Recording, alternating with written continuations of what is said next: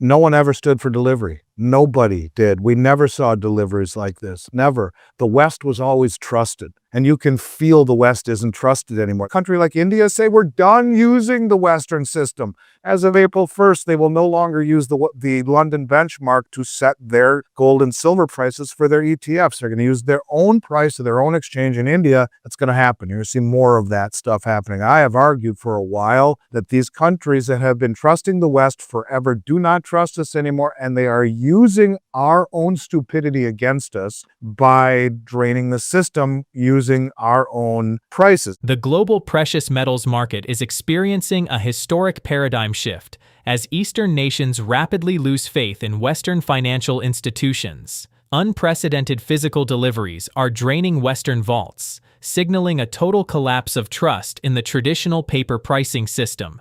Andy Schectman, a leading expert in the precious metals industry, highlights that nations like India are actively weaponizing this lack of trust against Western markets.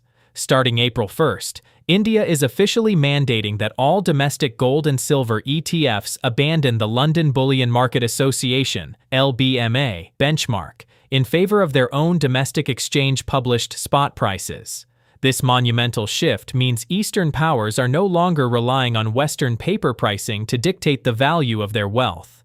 Instead, they are systematically draining the physical supply by using the West's own suppressed pricing mechanisms against them. As this trend accelerates across other nations, the decoupling of global physical metal demand from Western paper exchanges will only intensify. Now, we present the clips from Andy Schectman's interview. Before we continue to discuss this, please subscribe to our channel and activate the bell icon for timely updates. Thank you, and enjoy the video. I think it's coming to an end. I do. No one ever stood for delivery. Nobody did. We never saw deliveries like this. Never. The West was always trusted. And you can feel the West isn't trusted anymore. The Treasury Department just came out and said, we're insolvent. We're insolvent. We've been saying that for a long time. They said we have $6 trillion in assets, and the number they use is way under what it should be. It was 70 or 80 trillion in liabilities. The unfunded liabilities alone are over that. But look, we're insolvent. We go around the world with a stick. A lot of countries question our behavior. We have weaponized the SWIFT market, the Treasury market. We have fiscal irresponsibility. And then you see shenanigans in the Western markets, like we saw in the LME with copper, like we saw with nickel. You see it 4 times. There have been glitches, 2 to the up, 2 to the down. The circuit breakers broke. And what does a country like India say? We're done using the Western system. As of April 1st, they will no longer use the London benchmark to set their gold and silver prices for their ETFs. They're going to use their own price of their own exchange in India. That's going to happen. You're going to see more of that stuff happening. I have argued for a while that these countries that have been trusting the West forever do not trust us anymore, and they are using our own stupidity against us by draining the system using our own prices. Now, it's interesting because as I talked with you about forever, the BRICS are making a precious metals exchange, and they are doing this to go along with and integrate with Shanghai, with Dubai, with St. Petersburg, with Moscow, with Singapore, with Brazil, with India. They'll all be integrated. They're all going to connect. But I go back to what the gentleman who's building the BRICS grain exchange said. We produce and consume more wheat than they do in the West. We cannot control price. That's done on COMEX. But with the development of this new exchange, that's going to change. And it will, just like it will with the metals exchanges. The problem that people have when analyzing this, Michelle, is the way that these players do things is genius. Actually, they do it in a very methodical, drawn-out fashion so as not to be right in your face, even though it is if you look, but not. People say, why not just drain the exchange, give them $5 trillion and just take everything? Well, just like that, they would blow everything. Call force majeure, not going to happen. The exchanges would freeze and halt, and they would cut off their nose to spite their face. So instead, they have just been draining and draining and draining and draining and draining by a million paper cuts. And at the same time, trust is eroding, and you can see it by how much metal. Look at what France just did. France demanded back the rest of their silver from the United States, right, from the New York Fed. And instead of having the bar shipped, which they would have done, which they should have done. Instead, the U.S. printed the money, gave it to them, and the excuse was France just wanted to have pure bars that met current purity standards. So we didn't take the bars that, supposedly the bars that they would have had would be from coin melt, right?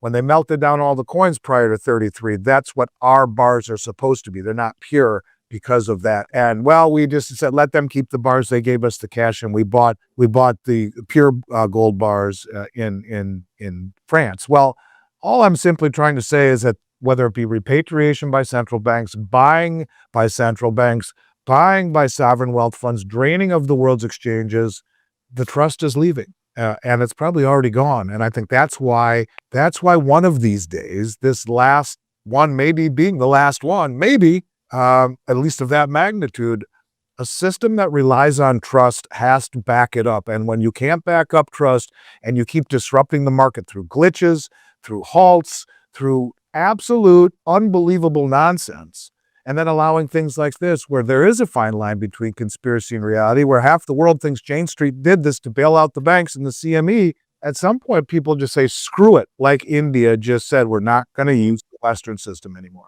Right after silver got its teeth kicked in, and China says, no, we're going to buy more silver than we ever have, ever. And by the way, we're the second largest importer in the world. And by the way, our producer in the world, rather. And by the way, we've just been all over, Central and South America buying doré and concentrate, paying twice what the West will and shipping it back. So while paper silver keeps heading down, China's vacuuming up anything off of every available shelf on the planet at a pace never seen before. That's what I mean. How about the Shanghai Metals Exchange? Their report from March 20th showed 362 tons. Their vaults are down 100 tons in a single week. In a week, the Shanghai Metals Exchange. So people are taking metal off of Shanghai, off of the LBMA, off of COMEX from the New York Federal Reserve. Give it to me. I want it. I don't want your paper promises. That's why we've seen metal in backwardation for a long time. That's why we continue to see an arbitrage opportunity that should have gone away a long time ago. No, they don't want to. They'll leave it there, pay more than they should, more than the Western price says, because they're beating us at our game to entice the traders to give them whatever they will for the dollars that are not worth as much as the metal that they're buying with it. The global precious metals market is experiencing a historic paradigm shift as Eastern nations rapidly lose faith in Western financial institutions. Unprecedented physical deliveries are draining Western vaults, signaling a total collapse of trust in the traditional paper pricing system, which has been undermined by weaponized markets, fiscal irresponsibility, and high-profile exchange glitches. Starting April 1st, India will officially mandate that all domestic gold and silver ETFs abandon the London Bullion Market Association benchmark in favor of domestic exchange-published prices. Concurrently, the BRICS nations are aggressively developing integrated precious metals and grain exchanges to wrest pricing control away from Western platforms like the COMEX. Rather than executing a sudden, system-breaking raid on Western stockpiles, Eastern powers are methodically draining physical inventories through 1 million paper cuts. With China aggressively vacuuming up global silver supplies and the Shanghai Metals Exchange reporting a 100-ton drain in a single week, it is clear that sovereign entities are choosing tangible assets over Western paper promises. Let's get back to the interview. What we saw, first of all, according to the Bank of International Settlements, was structural, not fundamental. They blame it largely on the massive influx into levered ETFs that had to be rebalanced in January and margin increases, both of which we've talked about an awful lot, but they both coincided together. To me, you have to understand that gold and silver coming down changes nothing. It's the same game it's always been, only this time it was much bigger than we've ever seen, where paper markets push price around. But the important caveat is that at the same time, strong hands are accumulating the real metal. So depending upon how you look at this, lower prices, to many people's opinion, is not weakness, it's an opportunity. It's accumulation, it's positioning.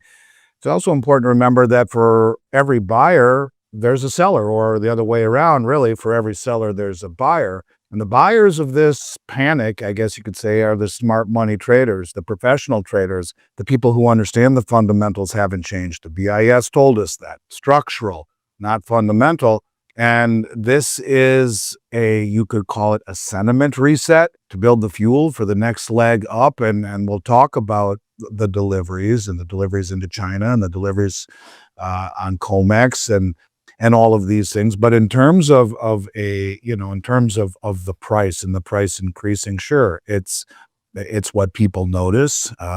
It, to me, is really secondary to anything. I look more at the accumulations, which will talk about the future price. But look, if we want to focus on price, I think we can say that the options are expiring, I think, tomorrow. It's the end of the quarter. We're very close, I think, to the end of this drawdown. I really do believe that.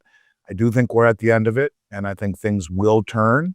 But volatility is something that must be, I think, expected. I would tell you that this last collapse, Michelle, to me seems very different than any that I've ever seen in the respect. It just reeks of trying to get the banks back on side. As we've talked a lot about, where on the March 20th Commitment of Traders report, JP Morgan closed 633 short contracts, or 3.165 million ounces at the very, very bottom.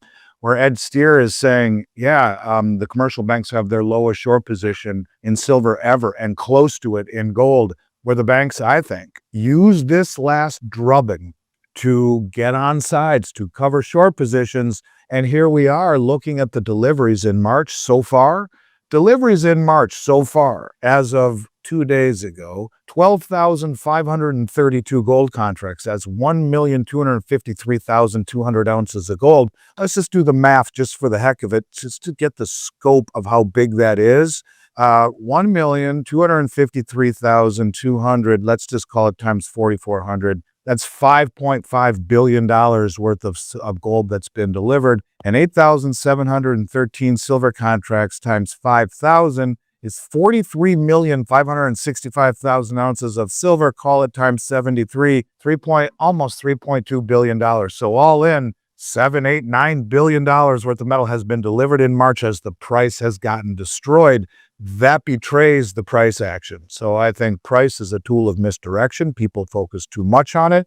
Take a step back, remove the emotions, and look at the actions of the most well-informed traders on the planet. And that will tell you where the price is ultimately going. As I said on your show a week or so ago, they asked Wayne Gretzky, how are you so good? He said, I wasn't ever the one that skated to the puck. I skated to where the puck is going. And that's how I was so far ahead of everybody else.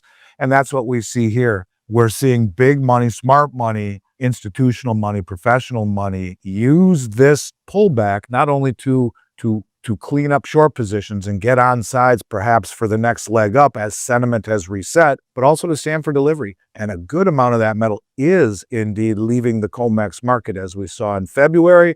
On Friday of this last week, 2 million ounces of silver left the eligible category, which isn't even in the registered category. Those are the bars that back the contract. So lots happening. Price is the least of, I think, the things that I would focus on, and I would focus on deliveries and where the metal is moving in this environment where price really, I think, is being betrayed by deliveries.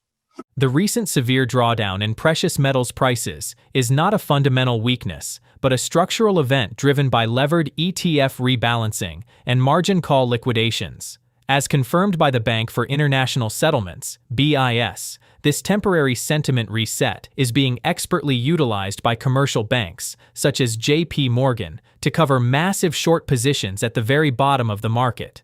While the public panics over falling spot quotes, the smart money is skating to where the puck is going, using this artificial misdirection to stand for staggering physical deliveries. In March alone, nearly $9 billion worth of physical gold and silver was successfully delivered off the COMEX, severely betraying the bearish paper price action.